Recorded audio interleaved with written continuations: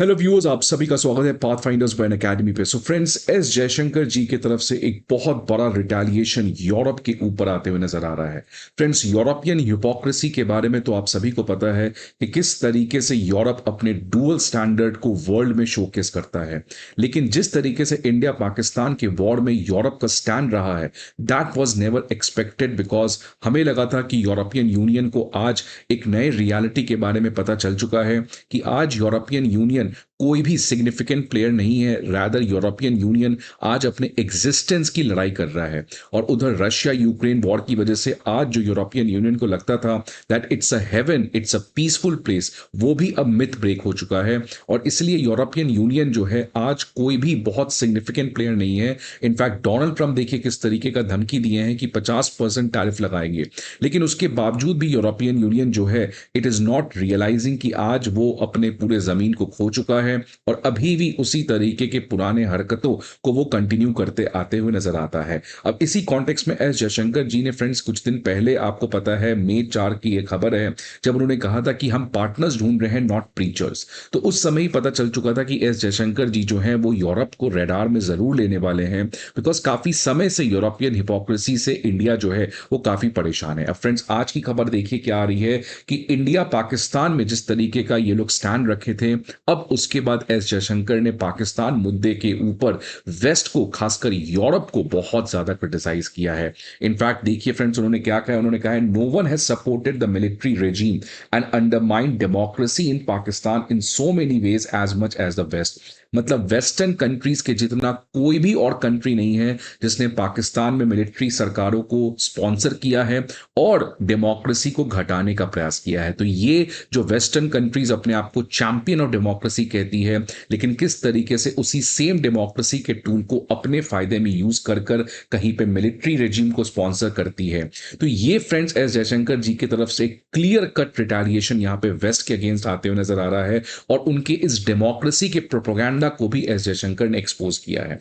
ये जो वाक्य हुआ है, ये डैनिश न्यूज़पेपर में इस समय एस जयशंकर एक इंटरव्यू दे रहे थे और उनसे कुछ ऐसा क्वेश्चन पूछा गया जो इनको बहुत एनॉय किया और उसके बाद जब इन्होंने रिटेलिएशन स्टार्ट किया तो वो डैनिश रिपोर्टर जो था वो बेचारा बिल्कुल चुपचाप सा हो गया। सो फ्रेंड्स, आज इस सेशन में हम लोग इन तमाम चीजों के बारे में बात करेंगे कि आखिरकार क्या ऐसा पूछ लिया था उस डैनिश न्यूज़पेपर ने। बट आगे बढ़ने के पहले फ्रेंड्स, बहुत इंपॉर्टेंट इंफॉर्मेशन आप सभी के लिए, academy IAS previous year questions, current affair magazines और प्रीलिम्स मॉक टेस्ट, ये तीनों चीज के पीडीएफ अब आपके सामने लेकर आया है।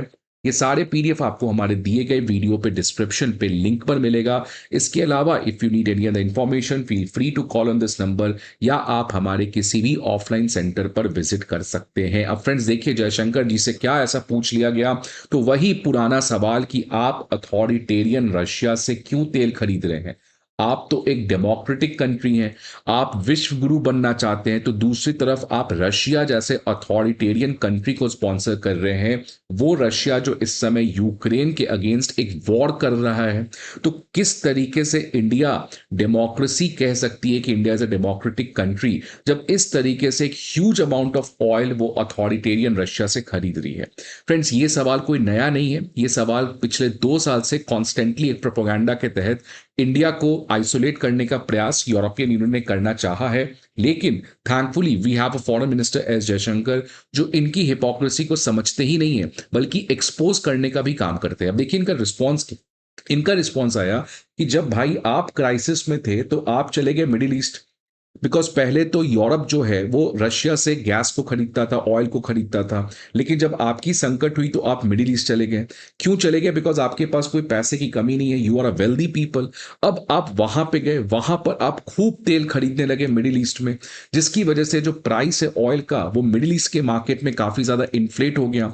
हमारा तो मार्केट ही मिडिल ईस्ट था, हम तो पहले से मिडिल ईस्ट से खरीदते थे, लेकिन जब प्राइस इतना बढ़ गया और क्योंकि आप उन कंपनीज को, फॉर एग्जांपल एरामाको जो सऊदी अरेबिया की कंपनी है, आप उनको बहुत ज्यादा प्राइस दे रहे थे, तो ऑब्वियसली वो कंपनीज इंडिया को नहीं बेचकर आपको बेच रहे थे, फ्रांस को, जर्मनी को, ब्रिटेन को। तो फिर आप क्या एक्सपेक्ट करते हैं कि व्हाट शुड वी डू? क्या हमें ये मान लेना चाहिए कि यूरोपियंस को तेल की ज्यादा जरूरत है और हमें जरूरत नहीं है? क्या चाहते हैं आप इंडिया से? तो फ्रेंड्स, जिस तरीके से इन्होंने कहा है कि आपके लिए सब कुछ बढ़िया और जब हम कुछ करें तो फिर आप कहो कि आप हिपोक्रेसी हो, आप डेमोक्रेसी का लेसन नहीं है, तो ये सेम चीज फ्रेंड्स आप देख सकते हैं 2022 का, कि कितना ज्यादा एस जयशंकर फोरसाइटेड पर्सन है। This is the privilege of having someone who understands international politics in and out. ये कोई नया स्टेटमेंट नहीं है फ्रेंड्स। अभी तो चलिए इंडिया पाकिस्तान का जो टेंशन हुआ उसमें यूरोपियन यूनियन एक्सपोज हुआ, बट 2022 में भी इन्होंने यही सेम स्टेटमेंट दिया था कि यूरोप को इस माइंडसेट से बाहर आ जाना चाहिए कि उनका प्रॉब्लम दुनिया का प्रॉब्लम है। That is not how it is. तो जब उस समय ये लोग पाठ पढ़ा रहे थे कि आप कैसे डेमोक्रेसी होके एक अथॉरिटेरियन रशिया से खरीद रहे हो, तो फिर आप आज क्या कर रहे हो? आज आप कैसे पाकिस्तान जैसे मिलिट्री डिक्टेटरशिप कंट्री को स्पॉन्सर कर रहे हो? सो एस जयशंकर फ्रेंड्स एक बहुत ही सही कैलिब्रेटेड पॉलिसी रखी यूरोप में, और आज रियली वो पॉलिसी बहुत काम का आ रहा है। अब फ्रेंड्स देखिए, जिस तरीके से आज तो काफी हालात बदल चुकी है इंडिया पाकिस्तान में, जिस तरीके से यूरोपियन यूनियन ने कंप्लीटली ब्लाइंड रहा पाकिस्तान के टेरर पे। कॉन्स्टेंटली यूरोपियन यूनियन का एक ही एजेंडा था कि इंडिया और पाकिस्तान को डी एस्केलेट करना। वो तो सभी चाह रहे थे डी एस्केलेट करे, राइट, बट क्यों नहीं आपने एक बार यह भी कहा कि पाकिस्तान को टेररिज्म को प्रमोट करने से रोकना चाहिए? So at one point of time you are completely blind. आप कंप्लीटली पाकिस्तान को डिप्लोमेटिक सपोर्ट दे रहे हो। इनफैक्ट यही वेस्टर्न कंट्रीज ने आईएमएफ में पाकिस्तान जैसे कंट्री को फंडिंग दिया, जबकि ये सबको पता है कि पाकिस्तान उन फंडिंग का क्या करता है। तो जब आप इस तरीके का स्टैंड लोगे एंड देन यू एक्सपेक्ट कि हम आपके प्रॉब्लम को अंडरस्टैंड करें, so this is not the India of 20th century, this is the India of 21st century.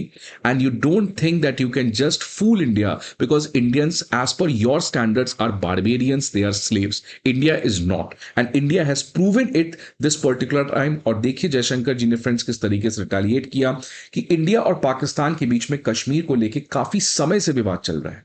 In fact हमने कई सारे वॉर भी देखे पिछले 8 दशकों में, लेकिन ये जो डेमोक्रेटिक यूरोप है सो कॉल्ड, ये कॉन्स्टेंटली मिलिट्री डिक्टेटरशिप को इस पर्टिकुलर रीजन में स्पॉन्सर करता है, और इस रीजन का मतलब इंडियन सब कॉन्टिनेंट के रीजन में स्पॉन्सर करता है। अब देखिए उन्होंने क्या कहा, उन्होंने कहा कि मेरा जो यूरोप को लेकर एक्सपीरियंस है, ये मेरा जो यूरोप को लेकर व्यू है, ये मेरे अपने एक्सपीरियंस से आया है। एक तरफ यूरोप पाठ पढ़ाता है इनवायलेबिलिटी ऑफ वाटर, मतलब किसी के sovereignty, national security, territorial integrity पे खतरा नहीं होना चाहिए। तो इसी की वजह से आपने कहा कि रशिया जो है वो यूनाइटेड नेशंस के चार्टर को वायलेट करता है, बट वो सेम स्टैंडर्ड फिर आप इंडिया पाकिस्तान के बीच में क्यों नहीं लगाते हो कि कैसे पाकिस्तान ने जानबूझकर पाकिस्तान ऑक्यूपाइड कश्मीर को इलीगली अपने कब्जे में ले रखा है। उस समय आपकी ये इनवायलेबिलिटी ऑफ बॉर्डर्स की स्टैंडर्ड क्यों नहीं काम करती है? और सबसे बड़ा पंचलाइन तो फ्रेंड्स मेरे हिसाब से ये था, उन्होंने सीधा कह दिया कि कोई भी ऐसा कंट्री या ग्रुप ऑफ कंट्रीज नहीं है जिसने इस हद तक मिलिट्री रेजीम्स को स्पॉन्सर किया है जिसकी वजह से पाकिस्तान में कभी डेमोक्रेसी आ ही नहीं पाया। तो वेस्ट के ऊपर फ्रेंड्स ये आई डोंट थिंक सो किसी भी और कंट्री ने इस तरीके का डायरेक्ट रिटेलिएशन किया होगा जिस तरीके से हमारे फॉरेन मिनिस्टर ऑफ इंडिया ने कहा। कोई और कहता तो ये इतना इंपॉर्टेंट नहीं है, when the foreign minister is speaking which means he is speaking on behalf of the government of India. So this is the policy of the government of India that it thinks that कि waste की वजह से ही आज पाकिस्तान में सारे crisis हैं। इसका और कोई ब्लेम किसी को नहीं जाता है। ये वेस्ट कभी चाहता ही नहीं था कि पाकिस्तान में डेमोक्रेसी हो। ट्रंप भाई साहब को भी, डोनाल्ड ट्रंप को भी हिट बैक किया गया बिकॉज ये तो अपने एक ऐसे पर्सन है जो अपने ही फैंटेसी में जीते हैं, हर चीज का क्रेडिट इनको चाहिए। तो जब अगेन इनसे पूछा गया कि ये सीज फायर कैसे हुआ, क्या यूएस का कोई रोल था, क्या यूरोप का रोल था, तो एस जयशंकर जी ने क्लियर कट कह दिया कि ये जो मिलिट्री एक्शंस है इसको दोनों कंट्री के जो मिलिट्रीज हैं उन्होंने आपस में मिलकर बात किया है, इसमें कोई भी तीसरे कंट्री का दूर दूर तक रोल नहीं है। फ्रेंड्स इसके अलावा पीयूष गोयल ने भी जी रिसेंटली कहा था कि यूरोप जिस तरीके से एक और हिपोक्रेसी की आज ग्रो कर लिया है और दूसरे कंट्री जब ग्रो कर रहा है तो उस पर एक नॉन टैरिफ आर्बिट्री बैरियर्स लगा रहा है जिसको हम कार्बन बॉर्डर एडजस्टमेंट मैकेनिज्म भी कहते हैं, कार्बन टैक्स लगा रहा है। तो इसकी वजह से पीयूष गोयल जी ने कहा था कि अगर यूरोपियन यूनियन लगाता है तो भारत रिटेलिएट करेगा। सो फ्रेंड्स ये जिस तरीके से भारत का एक एग्रेसिव पोस्चर आया है, एस जयशंकर जी का कहना कि हम पार्टनर्स ढूंढ रहे हैं, प्रीचर्स नहीं ढूंढ रहे हैं, वेस्ट को कहना कि आपकी वजह से पाकिस्तान में डिक्टेटरशिप रहा है, पीयूष गोयल जी का कहना है कि हम रिटेलिएट करेंगे। ये एक नया अवतार ऑफ फॉरेन पॉलिसी है जो भारत में देखने को मिल रहा है। और दिस शोज कि भारत आज देखिए फ्रेंड्स, दो कंट्री के बीच में कभी भी कन्वर्जेंसेस 100% नहीं होते हैं। Friends are bound to have difference, but difference का ये मतलब नहीं कि आप रेड लाइंस क्रॉस करोगे। There are some red lines which you don't have to cross, because कभी भी इंटरनेशनल पॉलिटिक्स में आप हर चीज पे सहमति नहीं बना सकते हो। बट इसका ये मतलब नहीं कि आप किसी दूसरे कंट्री के नेशनल इंटरेस्ट को हर्ट करने के लिए डायरेक्टली प्रयास करो। तो जिस तरीके का ये कंट्रीज का पाकिस्तान का प्रति प्यार है, इसको अब काफी ज्यादा एक्सपोज किया जा रहा है। और this time India is not only just talking, but India is hitting back in the right measure. So friends, आपके क्या व्यूज हैं इस पर्टिकुलर न्यूज के बारे में? Please let me know the comment box. I hope आपको ये video अच्छा लगे। See you again some another video. Till then, goodbye and take